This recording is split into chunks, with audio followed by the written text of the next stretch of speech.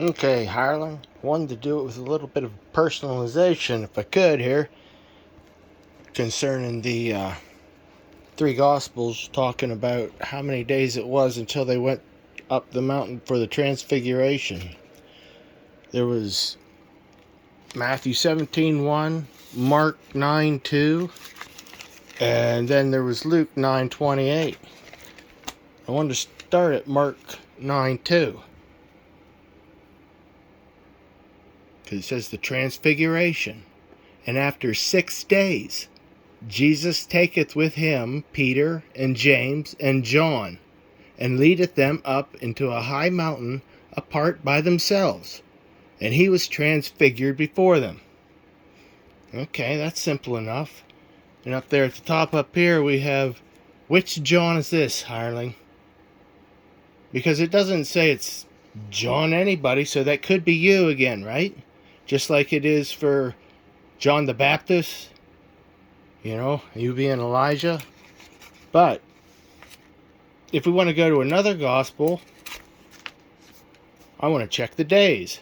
It's the Transfiguration, and it says, and after 6 days, Jesus taketh Peter, James, and John, his brother. Okay, is this you, Hireling? And whose brother is it exactly? And bringeth them up into a high mountain apart. Okay, so we have after 6 days. This is the Transfiguration. After 6 days. Come over here. After 6 days. But when we go to Luke 9:28, we have us a little discrepancy. Because this is discussing the same thing, the Transfiguration. Here it says 8 days, and there's no brother of John. But it says, and it came to pass about an 8 days after these sayings, he took Peter and John and James and went up into a mountain to pray.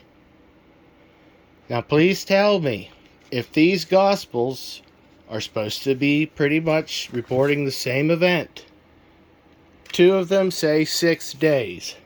Mark 9:2 says 6 days. Matthew 17:1 says after 6 days. Luke says about 8 days.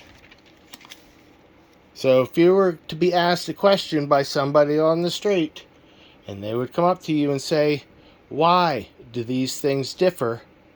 What parable would you give them? That's what it boils down to. This is the 6th time I've asked this question of you. Each time it's gotten simpler and simpler. I still haven't received the answer, Hireling. I'd like to.